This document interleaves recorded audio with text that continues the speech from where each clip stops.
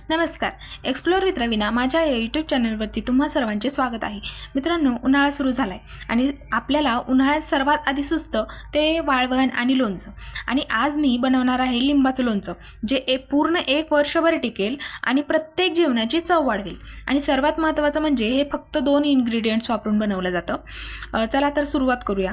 तर सगळ्यात आधी लिंब स्वच्छ धुवून घ्यायचे आणि धुतल्यानंतर स्वच्छ कापडाने पुसून घ्यायचे.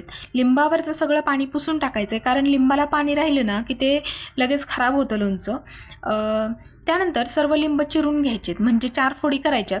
आणि लिंबाचे लोणचे करायचे सगळ्यांच्या वेगवेगळ्या पद्धती असतात, पण माझ्या घरी हेच असंच बनतं, त्यामुळे मी तुम्हाला तेच सांगते. नाहीतर परत कमेंट्स करून सांगाल की हे चुकीचं आहे वगैरे, पण माझ्या घरी हेच बनतं, त्यामुळे मी तुम्हाला हे सांगते. त्यानंतर लिंब चिरून घेतल्यानंतर मीठ आणि हळद टाकायची. मी इथे 1 चमचा हळद आणि 1.5 चमचा मीठ टाकले.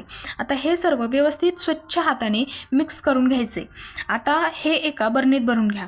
5 ते 6 दिवस, म्हणजे बरणीत भरल्यानंतर 5 ते 6 दिवस झाकण उघडून रोज 5 मिनिटं उघडं ठेवायचे आणि थोडंसं खालीवर करायचे, म्हणजे ते खराब होत नाही.